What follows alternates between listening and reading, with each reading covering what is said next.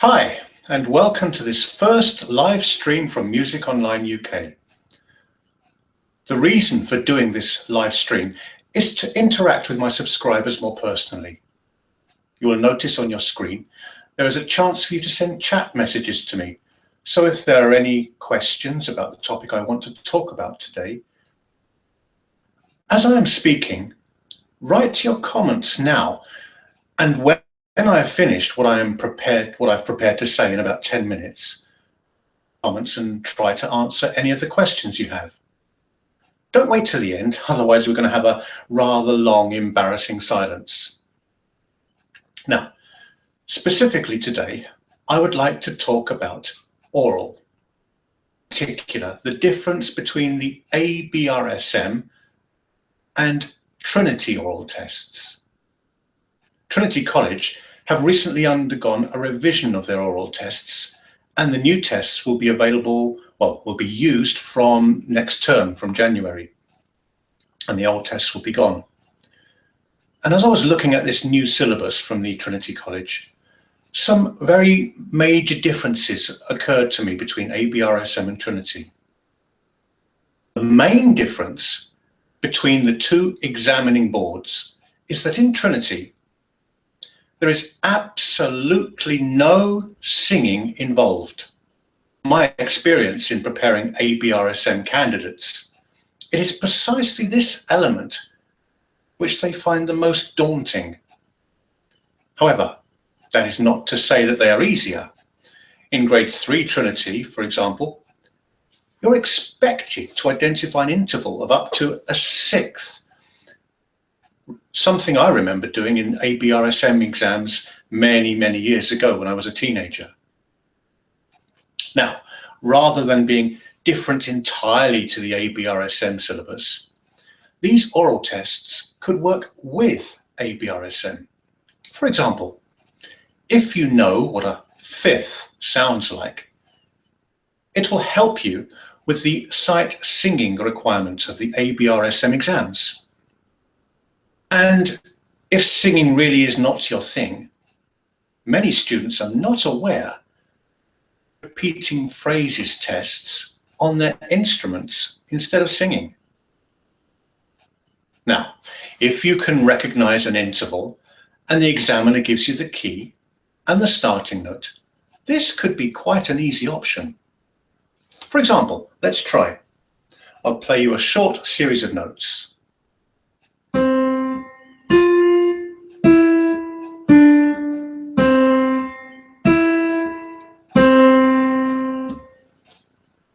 Now, you can't actually see the keyboard from where the camera angle is, so that's quite useful because in an oral test, you can't see what the examiner is playing. I'll play it again. And I want you to try and recognize the interval between the first two notes particularly.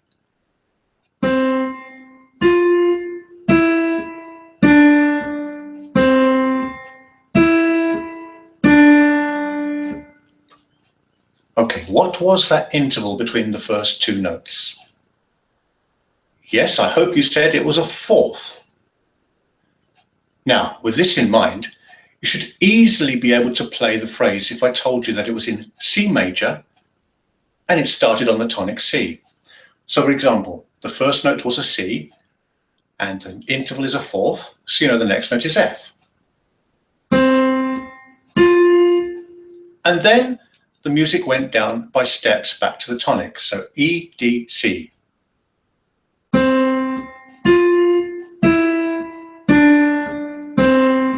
Now, can you remember what the note was after that C?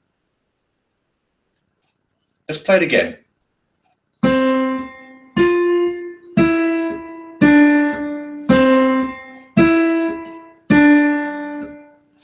Okay, after you went down the steps back to the tonic C, up a third, so it jumped up to E. And then after that E, went down one step to D. This, for many people, would be a lot easier than the singing part of the test, to play the actual repetition of phrases on their instruments. Noticed on my channel the Aural Trainer playlist, in which I mix elements of both Abrsm and Trinity requirements. Precisely for this reason, they are complementary. So if a test says for Trinity in this playlist, and you're doing Abrsm, don't just dismiss it as not applicable to you. It will help your general aural skills and specifically help you with the sight singing element in an Abrsm exam. The next thing that stands out to me as a difference between Trinity and Abrsm is that Abrsm uses different tests for almost every question. For example, an aural test, you get 4 different questions usually. And for each of those 4 questions, different piece of music. Whereas in Trinity, the different tests all use the same piece of music. Now, apart from this just being a general difference between Abrsm and Trinity, it got me to thinking about the topic of being prepared. If you've done enough practice tests, you should be aware of what type of questions will be asked, even before the examiner asks them.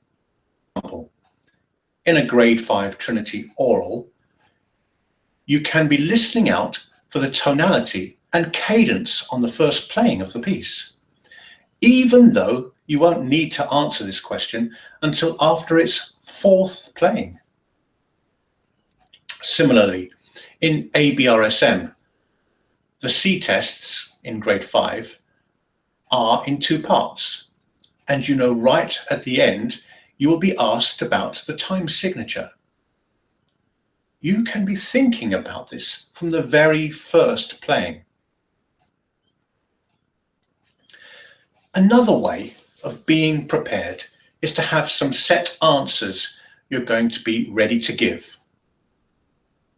For example, you know that you will be asked in grade 5 Abrsm what musical features give the music its character. That question will come up all the time.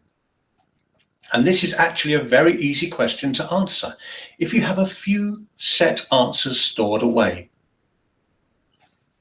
For example, what character is this piece? You just have to think of a few emotions like happy, sad, romantic, angry, and then think of some musical features that convey those emotions. So let's make it very basic and simple. Fast tempo with a major key gives the music a happy character, and a slow tempo and a minor key gives the music a sad character. Now that is very simplistic. You could elaborate on that, but don't wait until the exam to think about this. You can have a list in your mind all prepared of different types of moods and what musical features convey those moods. I'd be interested to know your comments, and let's see what we've got to say. Now, I've got a message from Nick Don, who's saying, I'm digging on it. If you could elaborate on that, Nick Don, it would be very interesting to know what particularly you are digging on.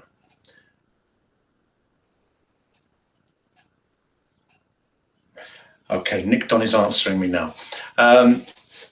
This will be going live later on my channel, and people will be able to add their comments to the bottom of the video, and I will answer them at a later date in the comments section. But these live comments, these live chats, will be only answered here and now. Now, Nick Don has elaborated a bit. What about theory of music? Time signature and dividing the sub-beat. Okay, I'm not exactly sure what the question is you're referring to, but subdividing the beat is a very good technique to have. Subdividing the beat, I think, is a more useful technique to have when you're performing rather than in the theory and the aural. But teaching from the very beginning how to play dotted rhythms. So if you have a dotted crotchet, then a quaver, then another crotchet, You would go 1 and 2 and 3. Dividing the beat there helps you get a very accurate dotted rhythm. That's with a crotchet beat, but if you have a dotted quaver within that crotchet beat, then a lot of people will play a dotted quaver, semi-quaver, very lazily, like a triplet. I hope that helps answer your question, Nick. I'm not sure if that was exactly what you were referring to. If not, elaborate a little bit more and I will try my best to answer your question. Are you asking how to recognize a time signature in an oral test?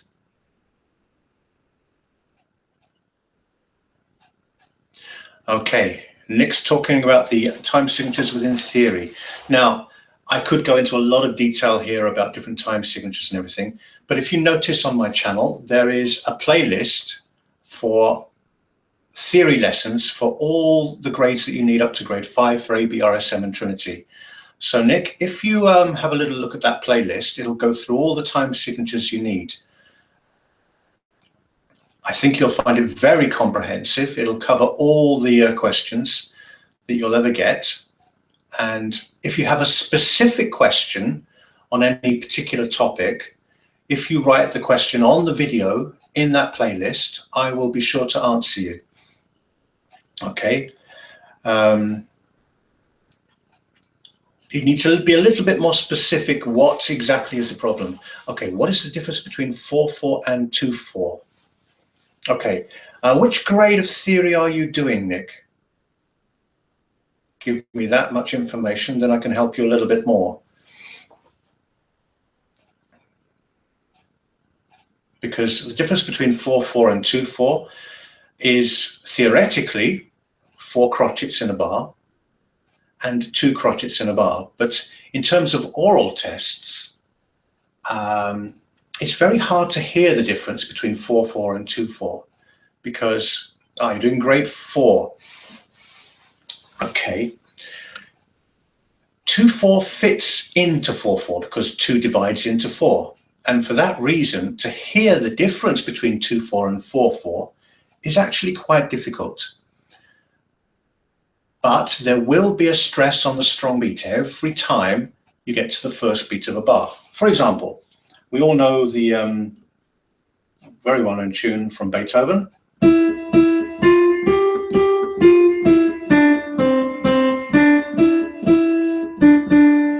Now, if that were written in 2/4, it would sound more march-like with an accent on every other beat.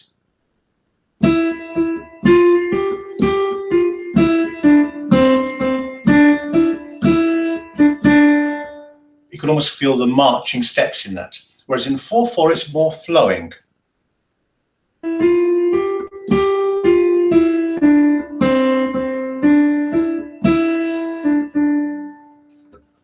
So mathematically, they're identical. The way that you hear it with the accent on the first beat of the bar, there is a difference between 2/4 and 4/4. In general, let's say that 2/4 is more march-like and 4/4 is more flowing.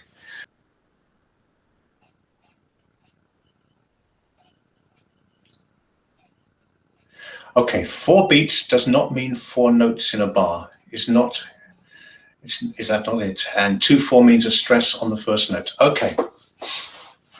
4/4 means 4 beats in a bar, but not necessarily 4 notes in a bar. So for example, if you have a bar full of quavers, 1, 2, 3, 4, there would be 8 notes, but there are only 4 beats because quavers, there are 2 quavers in every beat.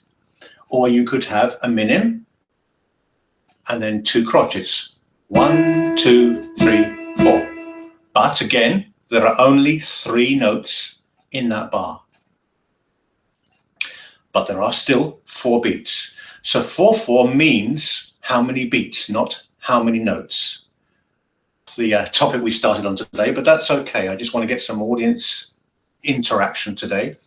And hopefully we could just have similar question and answer sessions like this in the future with future live streams. We have another viewer here asking, Finn McLean, do you have Okay, they're coming in now. Do you have to count 6/8 as dotted crotchets? If you're talking about an oral test, 6/8 would be 2 beats in a bar, 2 dotted crotchets, that is correct. There are 6 quavers in the bar, the beats. The quavers are not the beats. Dotted crotchets are the beats. So here, quavers are grouped in 3s, and each group of 3 is a beat. 1, 2, 1, 2. 2 beats in a bar for 6/8 time. I hope that answers your question, Finn McLean. Khalid wants to talk about ornaments. Well, if you can be a little bit more specific what you want to know about ornaments. It's a big topic, just say ornaments. Can you narrow it down a little bit for us? And Nick says, thanks, I got it now. Learning from live stream is much more better than reading and doing exercises by yourself. Well, I'm glad that you said that. Hopefully these live streams could become quite popular in the future. If, in appreciation for this live stream, you could spread the word a little bit and get other people to watch, I will be trying to do a live stream possibly every Sunday, although in 2 weeks' time, Sunday happens to be Christmas Day, so I probably won't be doing one on Christmas Day or even New Year's Day. So I'll do another live stream next Sunday, and then I'll have a 2-week break for the Christmas New Year holiday, and then we'll start up again on the first Sunday after New Year.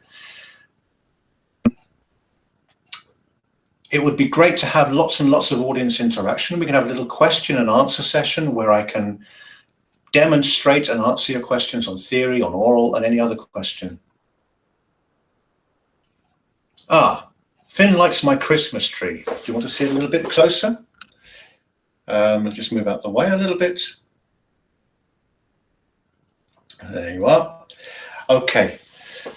Now, what's the difference between a trill and a mordent? Okay. I'm just seeing my own live stream 15 seconds later, my Christmas tree. Right, let's go back to Finn's question. What's the difference between a trill and a mordent? Well, a trill is a repeated series of alternations. Like this. Mordents generally only have 3 notes, and that's it. Then you go up and back again. Mordent, trill, mord. A rapid alternation between lots and lots of notes is assigned, and then there's also the lower mordent. I'm not sure if you're aware of that. The upper mordent goes a rapid alternation just once up and down, and the lower mordent the same but goes down and up. Okay, hopefully that helps. Okay, Nick says he has another question. So Nick, would you like to tell me your other question? Okay, Nick, how do you recognize figure bass line from given melodies? Okay, very simply, figured bass, counting up how many notes from the bass line.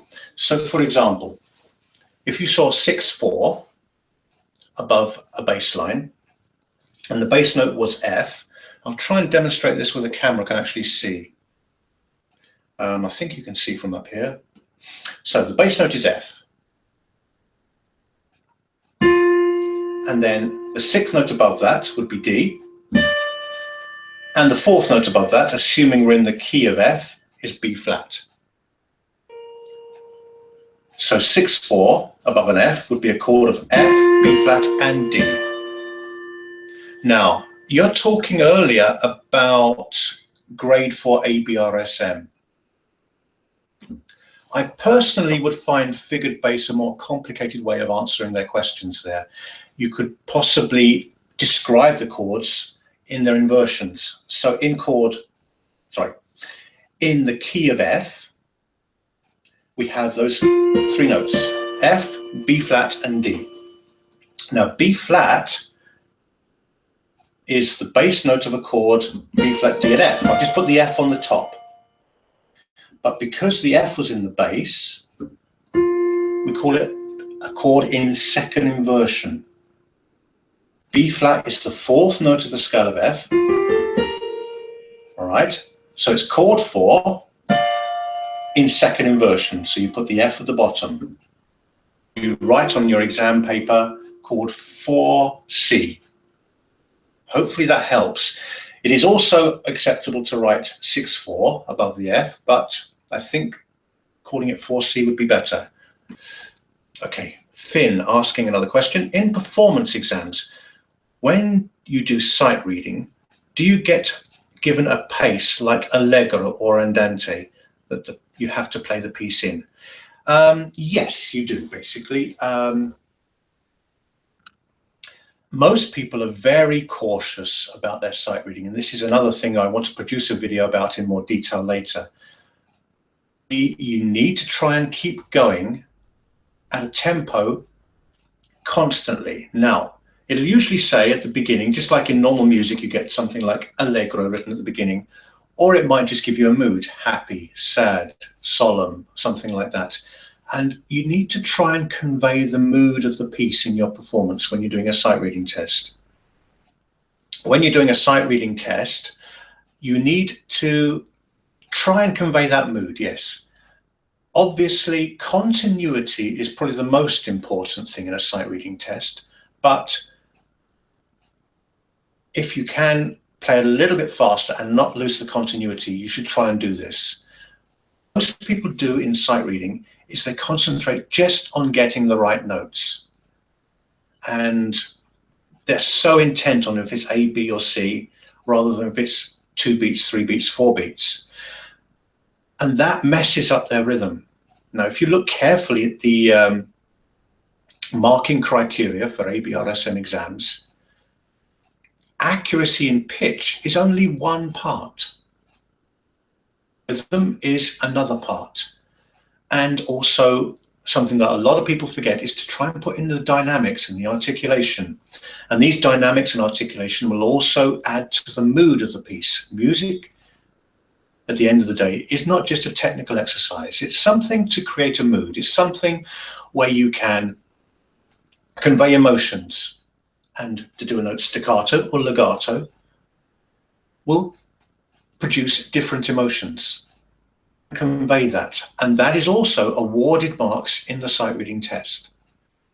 You should play with confidence and not just very tentatively just try and get all the notes right with absolutely no rhythm and no feeling. Okay, if you convey the mood, your sight reading mark will go up tremendously.